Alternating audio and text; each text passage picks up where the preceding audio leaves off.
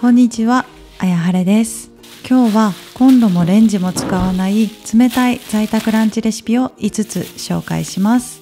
7月中旬頃から昼に火を使うのが憂鬱すぎて、昼食の時間になるとコンビニに行くのが日課になっていました。コンビニに行くとアイス、お菓子と誘惑が多く、体重がじわじわと増えてきました。心を入れ替えて、最近は昼にパッと簡単に作れるものをいろいろ作り始めました。タンパク質をしっかりとりながら涼しく食べるレシピ。体重が気になる。でも時間をかけて作るのはしんどい。そんな時にぜひ作ってみてください。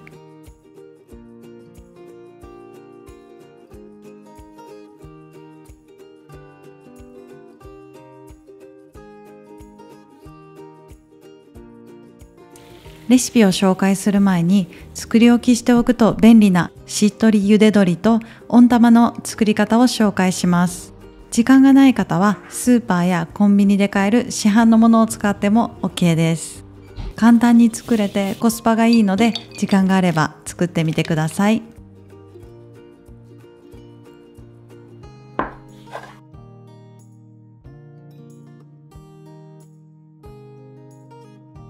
鍋に鶏胸肉がしっかり浸かるぐらいの水を入れます。沸騰させます。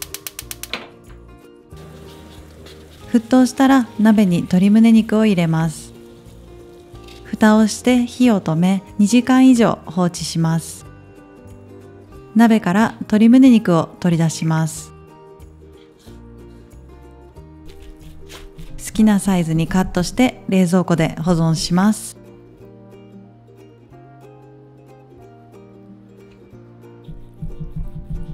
冷蔵保存で3日以内に食べます。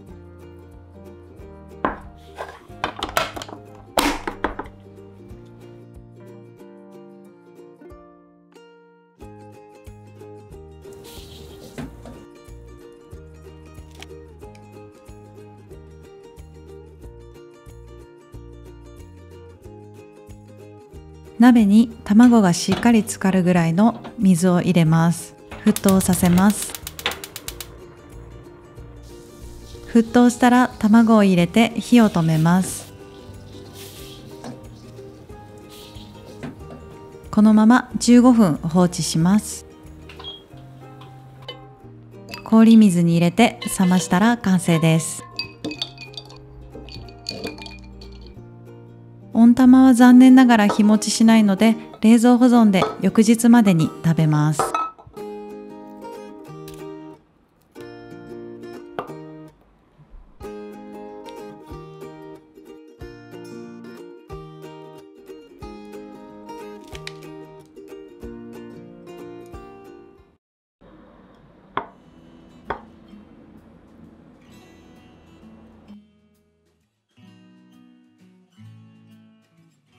キャベツ 100g はだいたい大きな葉を2枚分ぐらいです。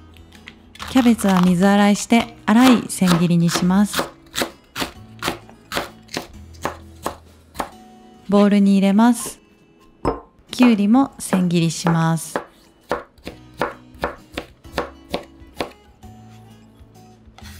大葉も千切りします。サバ味噌煮缶1/2の1缶分にマヨネーズ小さじ1を入れます。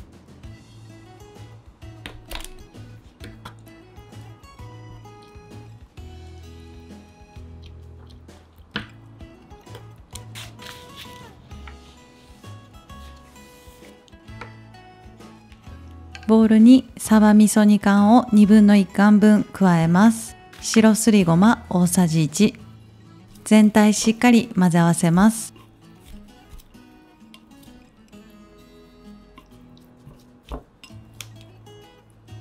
キャベツがしんなりするまで混ぜたら完成です。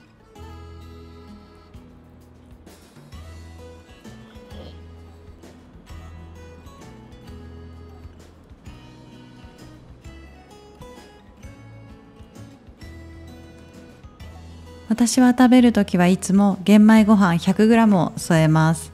暑くて食欲がないときは豆腐 150g を添えます。さらにお腹が空いているときは冷たいスープを添えます。水 150cc、乾燥わかめ小さじ2、あればきゅうりの千切り、鶏ガラスープの素小さじ1/2、胡椒少々。よく混ぜ合わせて、最後にごま油をたらっと垂らしたら完成です。余ったサバ味噌はご飯の上に乗せて朝食にいつも食べています。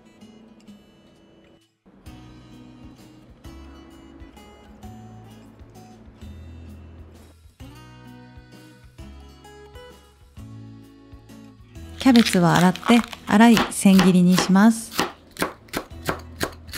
器に入れます。タレを作ります。醤油小さじ2、ごま油小さじ2、混ぜ合わせます。キャベツに鰹節を1つかみ約 5g です。釜揚げしらすをたっぷり 30g、中央に少しくぼみを作って温玉をのせます。タレをかけたら完成です。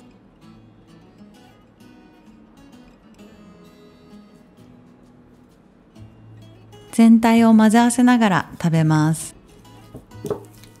生のキャベツが少し食べづらく感じる方は、千切りした後に塩小さじ1/2を入れて塩もみ、5分放置した後、キャベツから出る水気を切るとしんなりして食べやすくなります。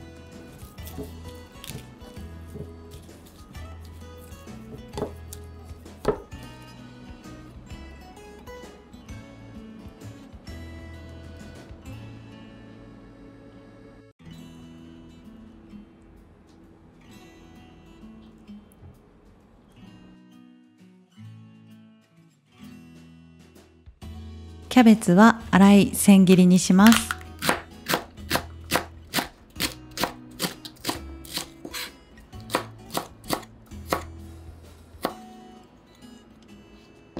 水菜は4センチ幅にざく切りします。器に盛り付けます。水気を切ったツナ水煮缶、真ん中にくぼみを作って温玉をのせます。刻みネギをたっぷり約 10g、ごま油小さじ2、ポン酢小さじ2、酢小さじ1、よく混ぜ合わせてネギだれを作ります。ネギだれをかけたら完成です。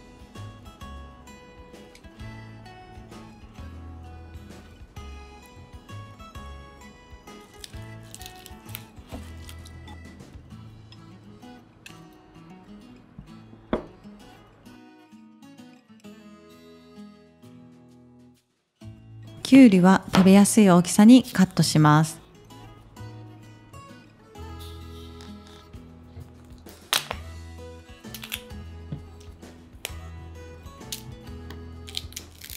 水菜は4センチ幅にカット。ミニトマトは半分にカット。茹で鶏は2センチ幅で縦長になるようにカット。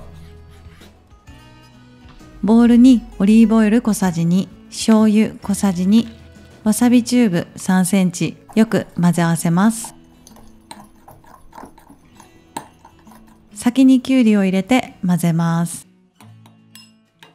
茹で鶏を入れてまた混ぜます。最後に水菜、ミニトマトを加えてさっと混ぜ合わせます。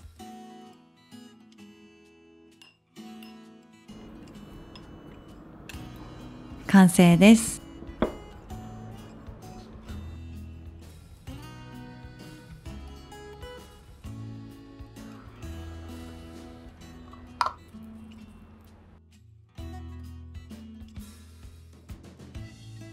水菜は洗って4センチ幅にざく切りします。お皿に盛り付けます。きゅうりは千切り。茹で鶏は好きな大きさにカットしてください。今回は1センチ幅で縦長になるようにカットしました。アボカドも好きな大きさにカット。お皿に盛り付けます。茹で鶏をのせます。ごま油小さじ2、醤油小さじ1/2、鶏ガラスープの素小さじ1/2、ニンニクチューブ2センチ、胡椒少々、よく混ぜ合わせてタレを作っておきます。タレをかけます。最後に韓国海苔をのせたら完成です。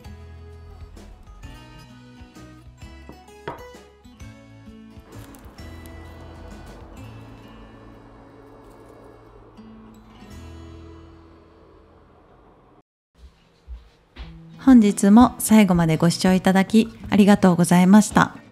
前回の動画の最後でちらっと紹介した新しいまな板、使い始めて1週間ほど経ちましたが、買って大正解でした。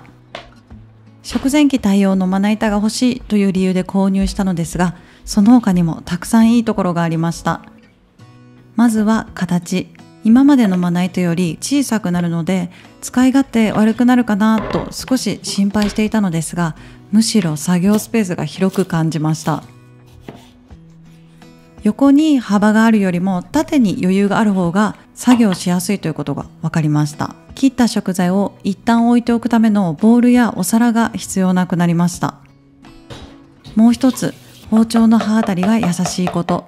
これは好みかなとも思うのですが、刃当たりが優しいのでたくさん作業しても手が疲れない気がします。ただ木のまな板のこの音も料理上手感があって好きでした。なのでちょっと寂しい感じもします。フライパンに切った食材を直接まな板から入れる時もとても滑りがいいです。もし新しいまな板を探している方は検討してみてください。もう一つ最近買って大満足だったのがセリアのカモイフック。ネジを回すと挟む場所の幅が調整できます。頻繁に使うキッチン用のスプレーボトルを棚にしまうのも嫌だし、かといって机の上や棚にポンと置いておくのは何かと邪魔だなぁと思っていた時にこの活用方法を知り購入しました。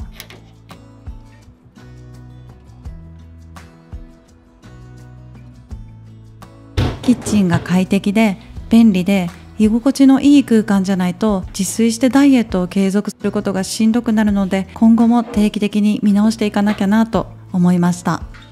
暑い日がまだまだ続きますので体調を崩さないようご自愛ください。以上、あやはれでした。